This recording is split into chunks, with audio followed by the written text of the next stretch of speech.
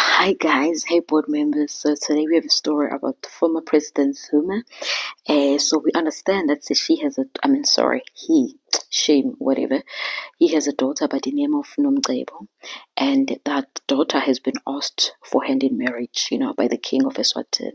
And obviously she's the daughter of the former president, so the businesswoman identified as Onezuma Mhlongo, her mother.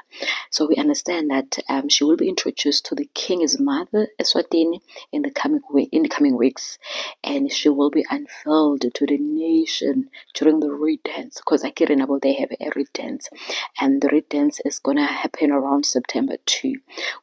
Last week, a delegation made up of senior members of the Eswatini and Zulu royal families, they did visit Zuma's homestead in Nkandla, and they presented 10 cows bezocela-ke isicelo esihle kwaZuma. But plot twist, President Zuma was like, "You are not taking my daughter. Like, are you being serious?" And President Zuma felt being played by King Mswati, because he was an impression that the daughter was going to marry one of his sons. That's what he said.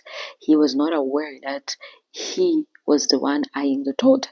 So they kept on inviting the lady, apparently the lady, Unomcebo Eswatini, and he agreed because King Mswati was like, no, one of my son likes your daughter, so therefore I want you to come in.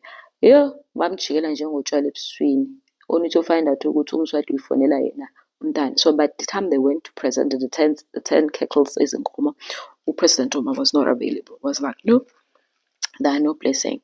But it's so funny because Zuma, has been dating younger girls for a stint in Lochongo. Had a child with Lochongo was a very young age, not even the age of 21, and she was a virgin. Yeah. So that's how things are. So the question is, uthini yena uNomcebo? Guys, please subscribe.